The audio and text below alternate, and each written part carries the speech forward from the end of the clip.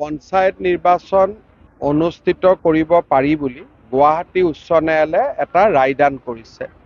কিন্তু আজি 13 তাৰিখ 12 তাৰিখ আজিৰ পৰা যদি এমাহৰ ভিতৰত আমি পঞ্চায়ত ইলেকশ্যন অনুষ্ঠিত কৰোঁ, সি মেট্ৰিক পৰীক্ষা আমাৰ 14 তাৰিখৰ পৰা হায়াৰ ছেকেণ্ডেৰী পৰীক্ষা অনুষ্ঠিত হ'ব।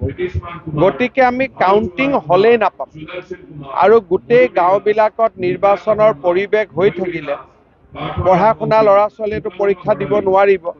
গতিকে মই ভাবোঁ আমাৰ হাতৰ পৰা সময়টো পাৰ হৈ গ'ল। এতিয়া মেট্ৰিক আৰু হায়াৰ ছেকেণ্ডেৰী পৰীক্ষাৰ পিছত আমি পঞ্চায়ত ইলেকশ্যনৰ ব্যৱস্থা কৰিম। মই ভাবোঁ যে বিহুৰ আগে পিছে আমি পাতিব লাগিব, কাৰণ বৰ্তমান সময়ত ইলেকশ্যন পাতাৰ পৰিৱেশটো নাথাকিব।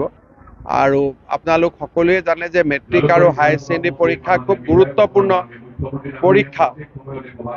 আমাৰ মন আছিলে যে আমি যদি 3 তাৰিখ বা 2 তাৰিখে যদি অধিসূচনা দিব পাৰিলোহেঁতেন, মেট্ৰিক পৰীক্ষা 10 দিন আগতে আমাৰ পঞ্চায়ত ইলেকশ্যনটো সম্পূৰ্ণ হৈ গ'লহেঁতেন।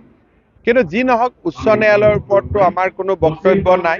তেখেতসকলৰ যিয়ে যেনেকৈ নিৰ্দেশ দিয়ে আমি পালন কৰিবই লাগিব। কিন্তু মই ভাবোঁ যে আমি মেট্ৰিক আৰু হায়াৰ ছেকেণ্ডেৰী পৰীক্ষাৰ আগত এতিয়া আমি পঞ্চায়ত পাতাৰ পৰিৱেশটো নাথাকিব।